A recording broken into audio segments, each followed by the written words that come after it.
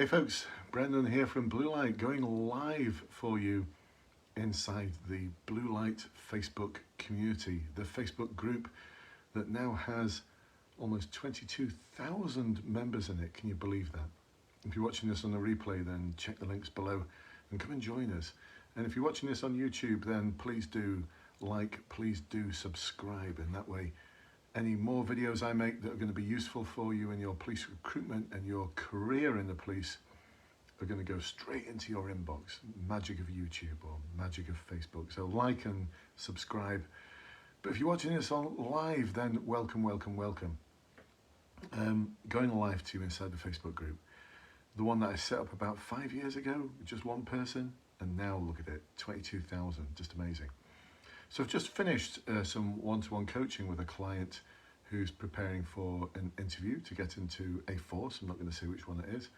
But one of the things I wanted to chat with you about is how you perceive this interview. So where this thought comes from is my client actually said, well, it's a formal interview. I need to behave formally, don't I? And that got me thinking, is that what they're really after? I don't think so. I mean, I've been doing this now for 26 years. I've been helping to support people for specialist interviews, for promotion boards for 26 years. I joined the police 37 years ago, and I'm still involved in the sector. So 37 years worth of experience. I'm going to share with you that actually, they've never really wanted it to be a formal interview. Of course, yes, be respectful. Of course, yes. You know, you're not there to slouch down in the chair and go, yeah, what's up? Yeah, what's happening? No, that's not what you're there to do. You'll be respectful and they'll be respectful of you. What if we could change the way we perceive this interview so it's not a formal interview anymore? It's not even an interview. It's a conversation, and a conversation with a purpose. Now, I demonstrated this to my client before we even started talking about, no, it's not a formal interview, it's a conversation, one with a purpose. And I proved it to her. She got it entirely. Because I started off the one-to-one with, tell me a story. Tell me a story about you and how you've come to be in this position where you are about to join the police. And she told me this awesome story. I asked a few questions to get a little bit more information about what she got out of a particular role, something that she enjoyed doing, something about her that she feels she's really good at. I said, right, thank you, that's interesting. Now, let's practice for the interview. So can you tell me why you want to be a police officer? Which is often a starting question that you'll get asked. They sometimes say it's not being marked. And then you go and make a load of notes whilst you're giving your answer. Well, if it's not being marked, why are they making notes? Of course it's being marked. If it's not being marked formally, it's being marked informally. And so I asked her, so why do you want to be a police officer? She gave me a completely different answer. The one she thought I wanted to hear. The one that didn't tell me anything at all about her, other than certain things that she's done during her life. I had no idea who she was from that answer. Whereas the first answer, I had a really good feel for, one, who she was, and two, what her motivation was.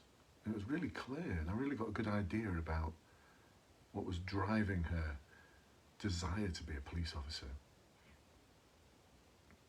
Now, we still debriefed that first answer, because when I asked her after, look, which one do you think is the best answer? She went, well, the first one. Of course it's the first one. But then she said, well, I don't think they want that though, because it's a formal interview. Yes, that's what they want. That's what they want. So this is where we reframed it as a conversation with a purpose. Now, some forces have already started doing this. Sussex Police, and I admire them for doing this, are now reframing their interview as a values-based conversation. It's still an interview, but if you frame it that way, you're not going to get as freaked out as some people do, because I know there's hundreds of you, actually I know there's thousands of you, who walk into an interview room and suddenly you become someone else. Suddenly you start talking in a weird way. Suddenly you start talking like an interview robot, because you are talking how you think they want to hear you talk. You start reciting phrases from the CVF. You start using buzzwords. No, just no. That's not what they want. I know that. I've been doing this for so many years now. 26 years. That's a quarter of a century. Over a quarter of a century. I know what I'm talking about. So let's reframe it. Let's reframe this interview. It's not formal. You'll be respectful of them. Of course you will. These are your future colleagues. These are your future managers. Why would you not want to be respectful? But it doesn't have to be formal, because we don't really do formal in the police. Every now and then we have formal occasions, but having been in the police sector for 37 years, even back in the 80s when it was all disciplined and everything, can I share with you, it wasn't. It's always been informal. We've always had this sort of family. We are a family. We share things with each other. We laugh, we cry.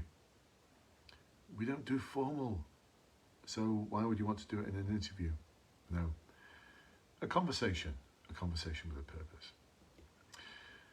So hopefully this has been helpful for you. I'll just do a few quick shout outs to those of you who are in the Facebook group who are watching this, to Sarah, to Jack, to Poppy, to Marie, to Paul, to Scooby, to Al. Thank you for coming to join me at this unannounced Facebook Live. There's going to be one coming straight after this where I'm going to start looking at values. So watch out for the one that comes after this, and if you're watching it on the replay, then it's on YouTube, it's on Facebook. You'll be able to find it. Come and join us. Come and join us for the one-to-ones. Come and join us for the weekly practice webinars. Come and join us for the online courses. These are the courses. These are the experiences that will guarantee that you pass. I'm not saying that glibly.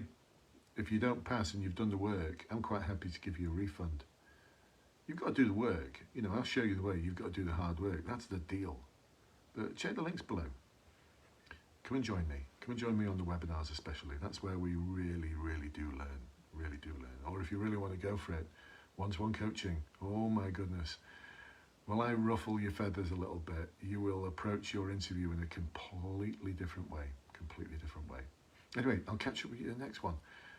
Kane's just joined us. Kane, you better watch this on the replay, and I'm just about to do another Facebook Live where I'm going to